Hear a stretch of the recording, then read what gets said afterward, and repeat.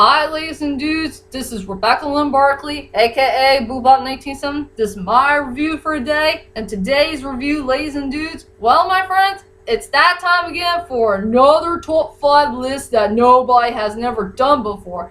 And this top 5 list will be the most different one of all, and this will be another Liam Neeson list. And yes, ladies and dudes, we're all excited to see Run All Night, and since that movie is going to come out on March the 13th, 2015, and I will let you know, ladies and dudes, that I will do this movie as my 50th movie review.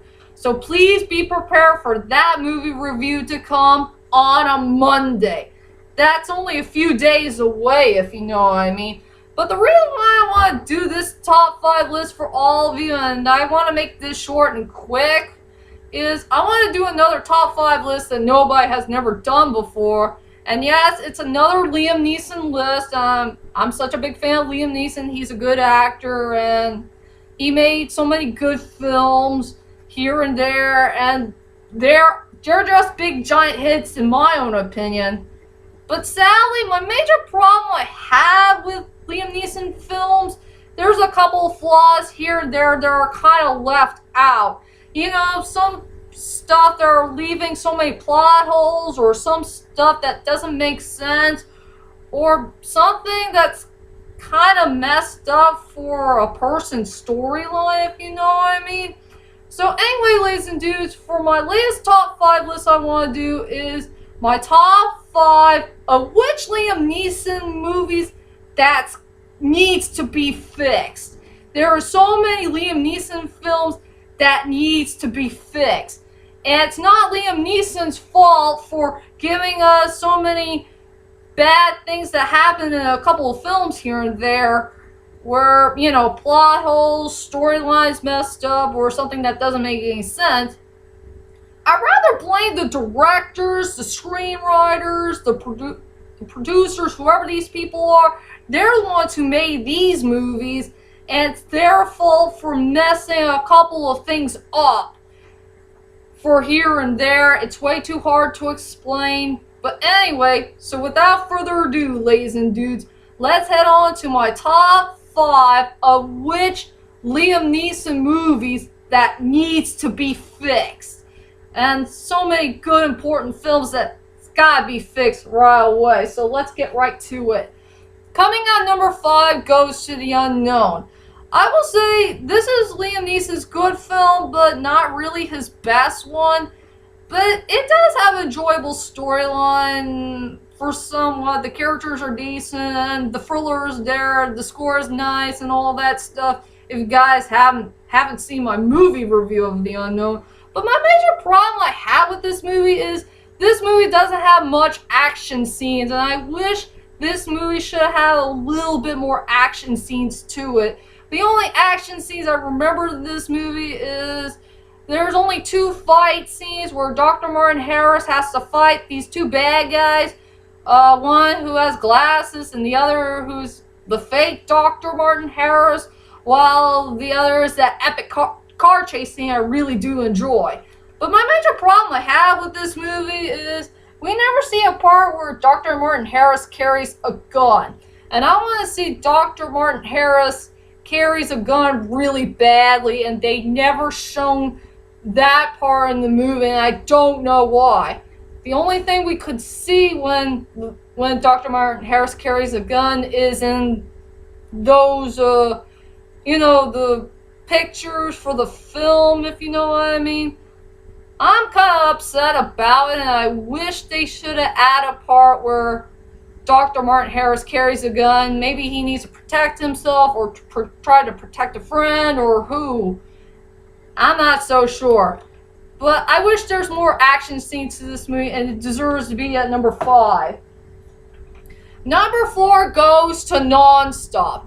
The only disappointing point I found with this movie, and I wish this part should have been cut off from the film and try to add something else to the movie, is seeing Bill Marks smoking a cigarette. And I wish everybody should have known when they did this movie that, yeah, it is true that Liam Neeson was once a heavy smoker back in the past, somewhere around the 80s or the 90s, but somewhere around later on in the 90s, he decided to quit smoking for good, and he, started to become a toothpick lover, and he loves toothpicks.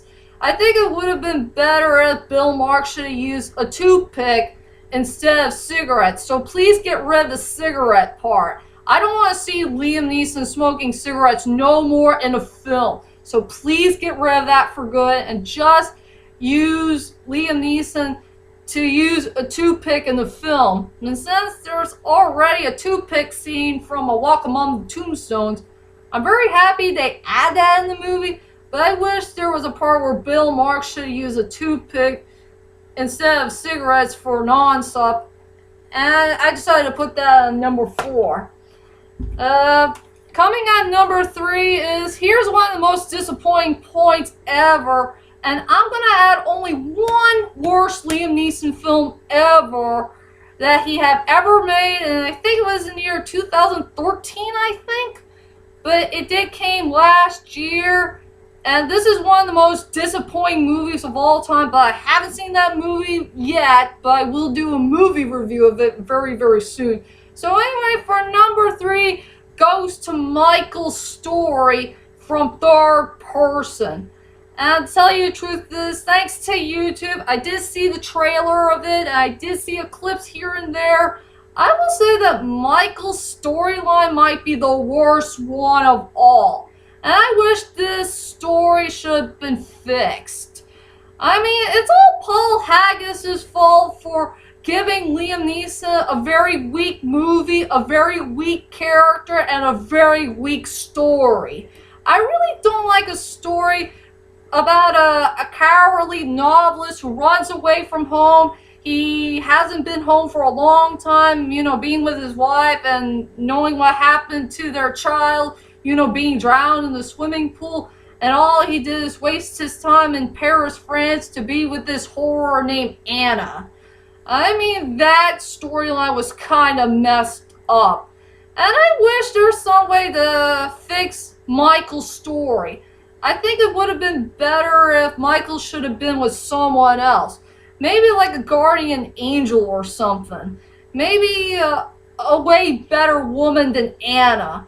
I wish Olivia Wilde should never been added in third person. I think Paul Haggis should have added someone else. Maybe a woman who could be in Michael's rightful age. I don't mind if there's going to be a love triangle going on between Michael, his ex-wife, and maybe a woman that he should have known from many, many years ago. And to tell you the truth, ladies and dudes, I wish maybe Famke Janssen would have been a nicer choice to become a part of Third Person. I think, Famke Janssen, she is a really hot, sexy, middle-aged woman. She's in her 50s, but she's still pretty good looking right now, and she is very, very foxy.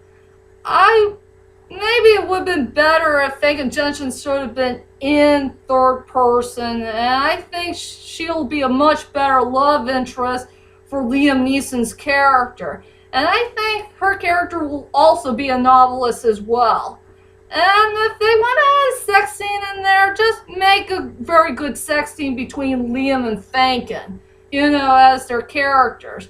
And my made-up character for Famke Janssen's character, I would like to call her Jenny Collins. I think that would have been a really excellent name, Jenny Collins. I wish I could say more, but I wish that Michael's story needs to be fixed, and maybe Third Person would have been 10 times better than before. So I decided to put Michael's story at the number 3 spot. And speaking of Liam Neeson and Famke Janssen, for my number 2 choice will be Brian and Lenny's relationship from Taken 3. I will never forgive Luc Besson and that Mark Robert guy for messing up the most important thing that I really want to see in Taken 3 after I finally seen Taken 2 is destroying and messing up the most important thing is Brian and Lenny's relationship. I want to see Brian and Lenny to be together so badly, and I wish that those two writers should have maybe they should have known this sooner from the very beginning before they can make Taken 3. And it's really hard for me to say. I love Brian and Lenny. They are my most favorite love couple of all time. The reason why I did not say Lenore is we don't want to get to. I don't want to get to know Lenore as Lenore back at Taken 1. I want to get to know Lenore as Lenny from Taken 2 and Taken 3. And to tell you the truth is, Lenny is the most underrated character of all time for the Taken saga, and I wish we could get to know her more. And I'll never forgive that rich man Stewart for what he had done to her for these past few years, something that we don't know about, since Lenny is feeling kind of hurt, betrayed, pain and sorrow, if you know what I mean. I just wish we could get to know Lenny's story, and I do feel so sorry for her. And I really, really want to see a relationship between her and Brian. I wish there was more parts where they can have a little bit more screen time together, try to catch up on their relationship, start to regain their love at long last, and I would love to see a part where they can finally get remarried. I wish Luke Besson and that Mark Robert guy should have gone back and rewatched Taken 2 and see what they missed from Taken 3, if you know what I mean. So yeah, to cut this short, Brian and Lenny's relationship deserves to be at number 2. And finally, the number 1 most important thing that's gotta be fixed the most, that came from all the Liam Neeson films that I watch, is the most important one of all. And I'm sure everybody got upset about it, and since they finally got to see this movie in the year 2012. And here it is, ladies and dudes. For the number 1 most important thing that's gotta be fixed the most in one of Liam Neeson's films, goes to the ending from The Grey. I will say I really want to blame the director, this Joe guy, whatever his name is. It's really his fault for messing up the most important thing that we want to see in this movie, is between John and the wolf. We want to see that fight scene so badly, and we want to know this very important unknown question. Did John really survive that fight or not? How dare he let that important point as a cliffhanger? I really do love The Grey. It's a really good movie. It's a really good underrated film that needs to be overlooked and watched. The beginning, middle, and near end were the best points of the movie, but the ending was the most disappointing one of all. And I just wish the ending should have been there, if you know what I mean. It really did break our hearts. For real, if you know what I mean. So, to cut this short, the ending from The Grey is the number 1 most important Liam Neeson movie that needs to be fixed the most. And I'm afraid that's it for now, ladies and dudes. So those were my top 5 most important things that's gotta be fixed from all the Liam Neeson films that we watch. And I will never forgive these directors, producers, the screenwriters, whoever they are. They're the ones who screwed the movie up, and not Liam Neeson. I wish that all these films need to be fixed, and maybe that way we could watch these good films way better, or maybe a whole lot more, I guess. So tell me, ladies and dudes, out of all these Liam Neeson films that you watch, that are truly good or bad, or maybe decent, which one of these Liam Neeson films that's gotta be fixed, and maybe the movie would have been much better than before? Well, whichever it is, leave a comment there, let me know, and join me next time on my 50th movie review called Run All Night. So, I'll see you guys later. Sayonara!